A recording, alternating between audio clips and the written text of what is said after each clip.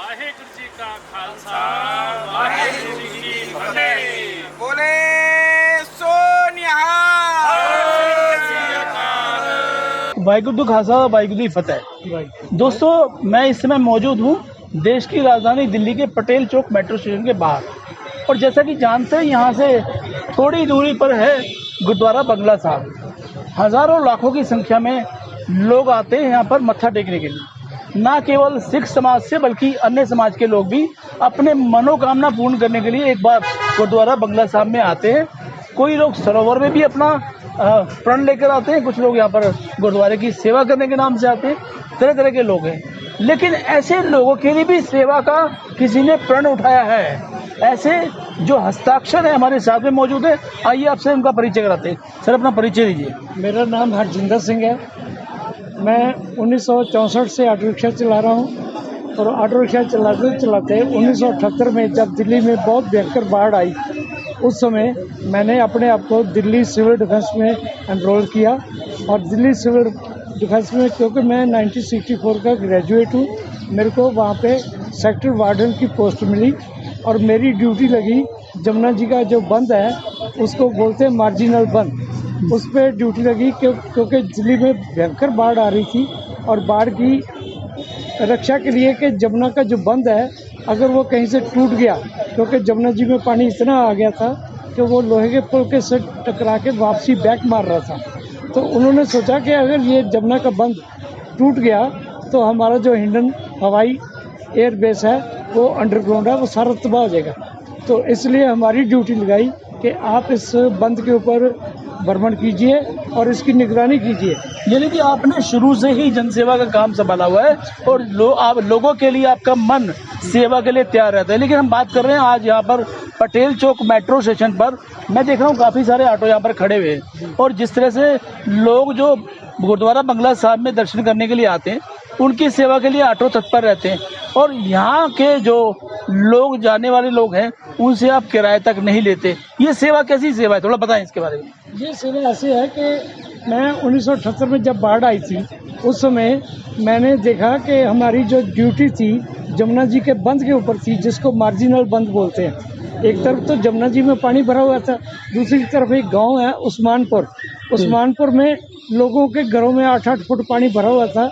लोग अपनी घरों की छतों पे बैठे थे, क्योंकि सिंगल स्टोरी मकान होते थे।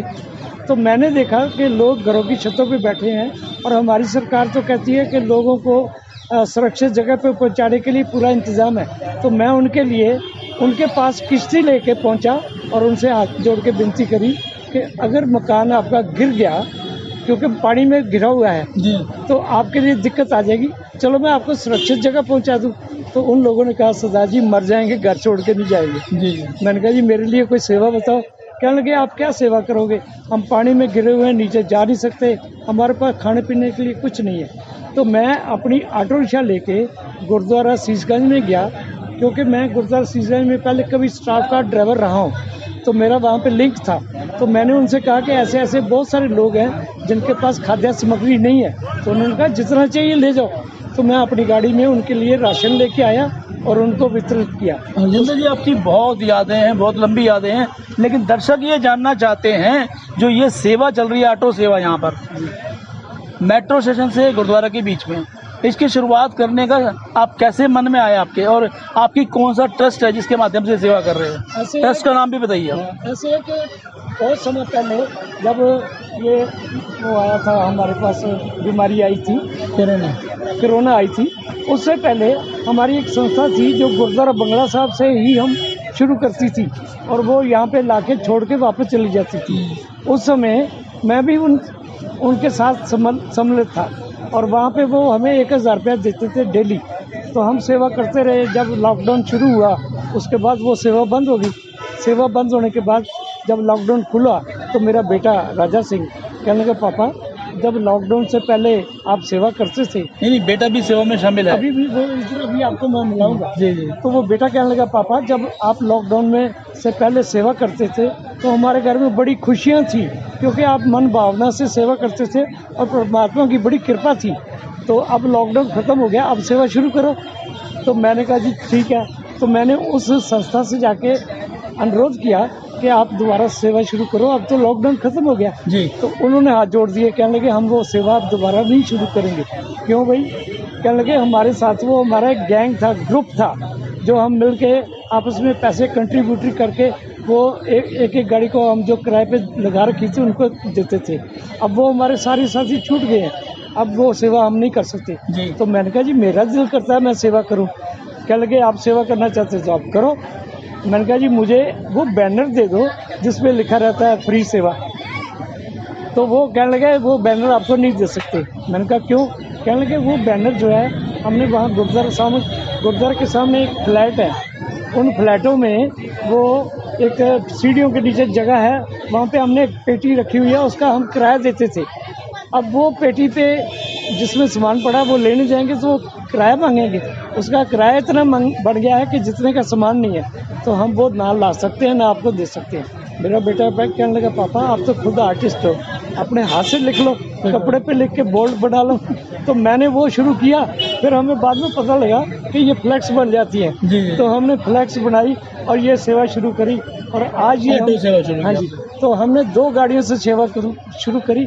आज ये हमारे पास 10-12 गाड़ियाँ लाइन लगी हुई है। ऑटो है ये तेल से चलता है, पेट्रोल से चलता है, खर्चा होता है पूरे दिन की दिहाड़ी अगर एक ड्राइवर अपना लगाता है, उसका भी परिवार है, घर भी है, उसको रोजी रोटी के लिए कुछ ना कुछ तो चाहिए ना, तो उसको फिर खर्चा कहाँ से मिलता है? क्योंकि सवारियों से आप पैसे लेते नहीं लेते। हमने पहले शुरू में ये किया कि हम जो कमाई करते हैं उसका 10वां भाग परमात्मा की कृपा से जितना बनता है उससे हमने सेवा शुरू करी और सेवा देख के हमारी बहुत सारे लोग और भी आए कि इस सेवा में हमें भी सम्मिलित करो। चलो भाई आप हमारे को कोऑपरेट करो। इस सेवा को हमने आगे बढ़ाते बढ़ाते अब लोगों के योगदान से हम ये यहाँ तक पहुँच गए हैं कि इस समय 10-12 गाड़ियाँ मेरे पास। तो किशोर सिंह डेयरी देना तो लाल डेयरी जी, लाल डेयरी पे। तो हम ये सेवा करते करते अब ये हमारी सेवा बहुत अच्छे लेवल पे पहुंची हुई है और हम इस सेवा को और बढ़ाने के लिए आगे। अब सवाल यहाँ पर ये आता है कि क्या गुरुद्वारा प्रबंधक कमेटी आपके इस मिशन में शामिल है? क्या वो आपको सहयोग करती है क्या? बिल्कुल, हमें उनसे 1 रुपये का भी किसी प्रकार का योगदान नहीं है। यानी आप अपने दोस्तों के साथ मिलकर, अपने जो ड्राइवर साथी उनके साथ मिलकर ये काम कर रहे हैं? ये हमारी सेवा है। ये जो सेवा है इसमें उन गाड़ियों के नाम लिखे हुए हैं चालकों के जो गाड़ियाँ चलाते हैं और कौन कितने बजे आया उसका टाइमिंग लिखते हैं, उनको हमने कौन कौन सा नंबर इशू किया है और ये गाड़ियाँ हमारी जो आगे गाड़ी के नंबर लगा हुआ है। बिल्कुल। तो ये सेवा हमारी जो कंटिन्यू चल रही है और ताकि अगर किसी का कोई सामान रह भी जाता है तो हमें वो आके कहता है तो हमें पता है कि हमारी कौन सी गाड़ी गई थी, हम उससे मिलके उसका सामान उसको। ये जो आप सेवा कर रहे हैं आप इसको हम क्या इस रूप में देख सकते हैं कि ये वाहेगुरु की सेवा से बढ़कर सेवा है? हाँ जी, वाहेगुरु की सबसे वो बढ़िया सेवा है क्योंकि सभी धर्म कहते हैं नर सेवा ही नारायण सेवा है। तो जब परमात्मा को मिलना है तो उसके लिए जो सेवा है वो उन लोगों की सेवा करो जिनको आवश्यकता है, ज़रूरत है, तो वो हम सेवा कर रहे हैं। इसके साथ साथ ये हमारे पानी के म्यूर जग पड़े हुए हैं, ये हम यहाँ पे पानी पिलाते भी हैं और साथ में गिलास रखते हैं और ये हम सेवा करते हैं। और इसके साथ साथ हम अब गर्मी की वजह से लस्सी भी बनाते हैं। अगर टाइमिंग की बात की है तो टाइमिंग क्या रहती है आपके? जो सुबह 10 बजे से लेकर रात के 7 बजे तक हमारी ये सेवा कंटिन्यू चलती है और हमारी टीम जो है मन से सेवा करती है। हर एक व्यक्ति इस तरह सेवा करता है जैसे वो चाहता है कि सारा लाभ जो है मुझे ही मिल जाए, जो सेवा कर रहा हूँ, प्रभु की सेवा करने के लिए तत्पर रहता है। अगर हम कहें कि जो भी यात्री मेट्रो से यहाँ पटेल चौक आते हैं उनको बगला साहब गुरुद्वारा जाना हो तो पैदल जाने की आवश्यकता नहीं, आपकी तरफ से निःशुल्क ऑटो सेवा यहाँ उपलब्ध रहती है सुबह 10 से शाम के 7 बजे तक। हम ये गेट नंबर 3 पे पहले हम सेवा उधर से करते थे, अब हम गेट नंबर 3 पे खड़े होकर आवाज लगाते हैं, आओ जी गुरुद्वारा बंगला साहब फ्री ऑटो सेवा, गुरुद्वारा बंगला साहब फ्री ऑटो। लोग हैरान होते होंगे, लोग पूछते कहाँ है, तो हम हमारे जो वॉलंटियर हैं सेवा करने वाले वो कहते हैं इधर आ जाओ जी। और गाड़ियों में लाइन लगी रहती है, गाड़ियों में 3-4 जितनी भी सारी बैठती हैं बिठा के उनको भेजते हैं। उससे बाद जो ज़्यादा और पैसेंजर होते हैं उनको दूसरी गाड़ी में भेजते हैं। तो ये सेवा हमारी कंटिन्यू इसी तरह चलती रहती है और हमारे जितने सेवा करने वाले हैं इनको हम कहीं भी वेस्ट टाइम करने के लिए इजाज़त नहीं देते। जी। इनको खाने पीने के लिए लंगर चाहिए, रोटी खानी है गुरुद्वारे तो में। उसके लिए हम लंगर लेके आते हैं, जी। इनको यही खिलाते हैं और आधे घंटे के लिए सेवा हम रोक के उनको लंगर पानी छिका देते हैं। और जो संगत आती है वो भी जब हमारे पास लंगर होता है तो उनको भी छिका देते हैं। और लंगर के साथ साथ हम जो पानी की सेवा करते हैं, इस पानी की सेवा के साथ साथ हम लस्सी भी जी। लाके उसमें थोड़ा पानी मिला के, नमक मिला के वो भी बांटते हैं। हरजिंदर जी, आपने जीवन के इतने साल देखे, जी। दुख भी आया, सुख भी आया। जी। अब ये सेवा का जो आपका समय चल रहा है, देश भर के लाखों लोग आपको देख रहे हैं। जी। ये जो सेवा की भावना आपके अंदर कूट कूट के भरी है, जो लोग आपको देख रहे हैं उनके लिए क्या संदेश देना चाहते हैं, क्या मैसेज देना चाहते हैं? हमारा संदेश यही है कि जो हमें सारे धर्म कहते हैं नर सेवा ही नारायण सेवा है, उस सेवा को करो और उन लोगों की सेवा करो जिनको आवश्यकता है। और ये सेवा हमारी जो है दुनिया में लोग देख रहे हैं और हमें कहीं ना कहीं से थोड़ा बहुत सहयोग भी मिल रहा है। तो हम सर्दियों में बकायदा यहाँ पे चाय बनाते हैं जी। और चाय गरम गरम पिलाते हैं, क्योंकि लोग ठंड में जो आते हैं उनके साथ पहले जब हमने शुरू सेवा करी तो मेरा बेटा कहने लगा, पापा कोई फरीदाबाद से आ रहा है, कोई गाजियाबाद से आ रहा है, मेट्रो में 1-1 घंटा लग जाता है सेवा उनको आने में। उनके साथ छोटे छोटे बच्चे होते हैं, क्यों ना हम इनके लिए पानी का इंतज़ाम करें। तो हम अपने घर से एक म्यूट जग लेके आए, उससे हमने सेवा शुरू करी। पर वो सेवा हमारा एक म्यूट जग कितनी देर चलेगा, तो हम जब पानी ख़त्म हो जाता था बंगला साहब से भर के लाते थे। फिर हमें किसी ने कहा कि ये पानी की सेवा मुझे दे दो जी। तो उसने पानी की सेवा शुरू करी। उससे हमारे पास ये 30-35 म्यूट जग रोजाना भर के आते हैं और वो पानी हम ठंडा पानी संगत को पिलाते मन में हैं। एक जिज्ञासा उठी है, आपकी उम्र जानना चाहते हैं? मेरी उम्र इस समय 81 में पास कर चुका हूँ। 81 में पास कर चुके हैं, तो आपकी एनर्जी का राज क्या है? मेरी एनर्जी का राज है, हम सुबह उठ के योगा करते हैं। भारतीय योगा संस्थान है हमारी, उसमें मैं एक योगा करता हूँ और उससे मेरे को देख के और भी लोग प्रेरित होते हैं और उसमें आते हैं। मैं आपको अभी एक बिटिया से मिलाता हूँ जी। ये भारतीय योगा संस्थान की वो अधिकारी भी है और वो सेवा करती है।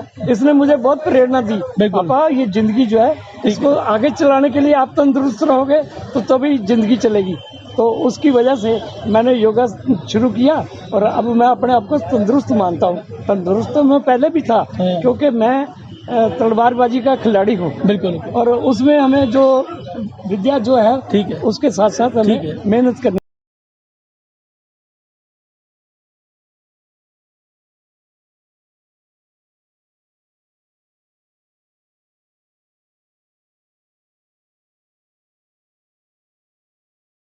सेवा में तत्पर रहते हैं। जानते हैं हरजिंदर जी से आपकी ताकत का राज क्या है? मेरी ताकत का राज जो संगत को लेके जाते हैं उनके आशीर्वाद जी। क्योंकि उनकी ब्लेसिंग जो है उनसे हमें एनर्जी मिलती है। क्योंकि हम जब किसी भी भगत की दर्शन कर लेते हैं तो हमें उनको देख के हमारे मन में भी भावना जागती है कि हम भी उसी तरह भगत बने। गुरबाणी में लिखा है, आवे साहिब चित तेरिया भगतां डिठियां। हे प्रभु, जब मैं तेरे भक्तों को देखता हूँ ना तो तू मुझे याद आ जाता है। तो मैं तो उन भक्तों को जब हमारी गाड़ी में हम बैठकर वो गुरुद्वारे जाते हैं तो उससे हमारी गाड़ियों में जब उनके चरण पड़ते हैं तो उनके चरण पड़ने से हमारी गाड़ियाँ पवित्र हो जाती हैं। और हमारी गाड़ियाँ पवित्र होने के साथ साथ हमारे को इतनी संतुष्टि होती है कि हमने सेवा करी। और कई दफ़ा तो हम जो सेवा करते हैं जिन लोगों की, उनकी तरफ से जो हमें ब्लेसिंग मिलती है, खुशियाँ मिलती हैं, उससे हमारे को एनर्जी जो मिलती है उसके बराबर कोई ताकत नहीं है। तो दोस्तों, ये थी मीठी मीठी एक मुलाकात हरजिंदर सिंह जी के साथ में, जो हमेशा हर रविवार को देश की राजधानी के पटेल चौक मेट्रो स्टेशन से और गुरुद्वारा बंगला साहब तक के बीच में अपनी और अपने साथियों के साथ एक ऐसी ऑटो सेवा चलाते हैं जो निःशुल्क बिना किसी चार्ज के यात्रियों को बंगला साहब तक छोड़ती है। उनके भीतर की जो सेवा भावना है आज नहीं बल्कि कई सालों से निरंतर जागृत है और उनकी सेवा भावना को हमारा सैल्यूट है। और जिस तरह से वो अपनी सेवा कर रहे हैं, हमें लगता है कि जो दर्शक हमारे देख पा रहे वो भी अपने अपने क्षेत्रों में, अपने अपने आसपास के इलाकों में इस तरह की सेवा का परिचय दे और तभी हमारा भारत एक बार फिर से मजबूत हो पाएगा और एक बार फिर से हम दुनिया में अपनी विजय पताका लहराने में कामयाब हो पाएंगे। आपको ये मुलाकात कैसी लगी हमें अवश्य बताइएगा। तब तक के लिए आगे दीजिए, नमस्कार।